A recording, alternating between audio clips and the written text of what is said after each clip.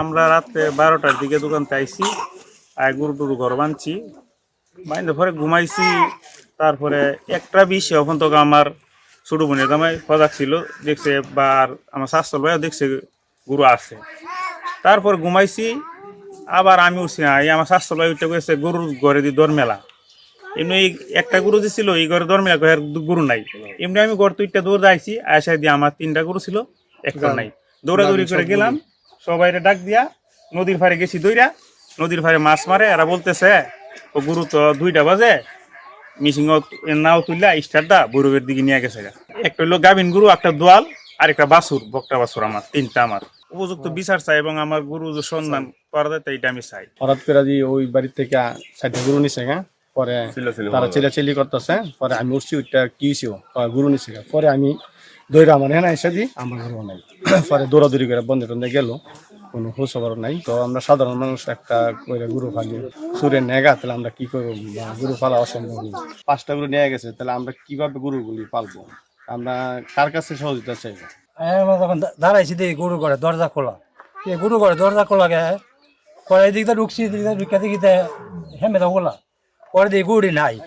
পরে আমি কইতেছি কিরে লো গরু দিয়ে নাই, এবার চিল্লাচিল্লি করতেছি আমি, যাই গরু নাই। এরপর যা হেরা উঠছে, উঠতে কোথায় হেরা 3 গরু নাই। পরে আমি ধরে ধরে বাড়িছি, সামনে গেছি পরে কোথায় আরেক গরু নাই। পরে দিয়ে আমার 5 গরু নাই। এন থেকে যে গরু নিয়েছি আমার 1,80,000 টাকা কিনা, আজকে 2-3 মাস হইব। এরপর তো আমার 2 লক্ষ টাকার মাল আছে। গরুটা 7 মাস 8 মাস চলতেছে গাম। আমাদের কালিকাবর্ষা দুজে গুদারাঘাট হইতে বিভিন্ন জায়গা থেকে গরুগুলা এইভাবে চুরি করে তারা নিয়ে যাচ্ছে। পাশাপাশি গরু নেওয়ার পাশাপাশি তারা আমাদের এলাকার যে লোকজন আছে, তারা আমার মনে হয় অধিকাংশ মানুষ এই পেশার সাথে জড়িত আছে, এই চোরগুলার সাথে। তারা আবার একটা কাজ করে, গরু নেবার আগে তারা যে পলি বিদ্যুতের লাইনগুলা একটু অফ করে দেয়। আজকাল হয়তো যে 5টা গরু নিচ্ছে আমাদের এই এলাকা থেকে, গরু নেওয়ার পর পর্যন্ত 3 ঘন্টা কারেন্ট নাই। তারা এই কাজগুলা করে। এটা আমরা এই জনগণ হিসাবে, এলাকাবাসী হিসাবে আজকে এই যে একটা ক্ষতিগ্রস্ত হচ্ছে এলাকার মানুষ, মানুষ কেউ কৃষিকাজ করে, অনেক মানুষ পরিশ্রম করে একটা গরু আসা, একটা গরুই গরিবের জন্য অনেক কিছু।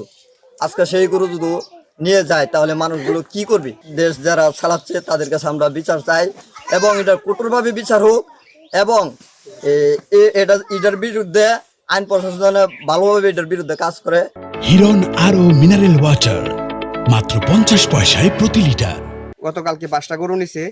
তো যখন খবর নিলাম তখন বলতেছে যে আরো 1 মাস আগেও 5টা গরু নাই হয়েছে। পরে আরেকটু খবর নিলাম, বলতেছে যে ওই পারেরও আপনার অনেক কৃষকরা গরু লালন পালন করা বাদ দিয়ে দিতেছে। তো বিষয়টা হচ্ছে এটার নিচে, এটার পিছনে সম্ভবত অনেক বড় গ্যাং কাজ করতেছে। যদি এভাবে প্রতিনিয়ত ওই কৃষকের গরু ডাকাতরা নিয়ে যায় তাহলে কৃষক বাঁচবে কিভাবে?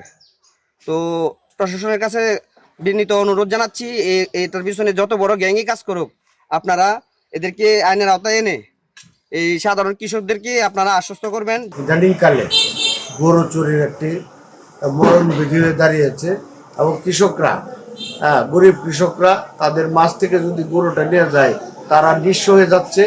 আমি অনুরোধ করব ভৈরব প্রশাসনকে, এবং যাতে প্রশাসনিক ব্যবস্থাটা একটু সুন্দর করা হয়।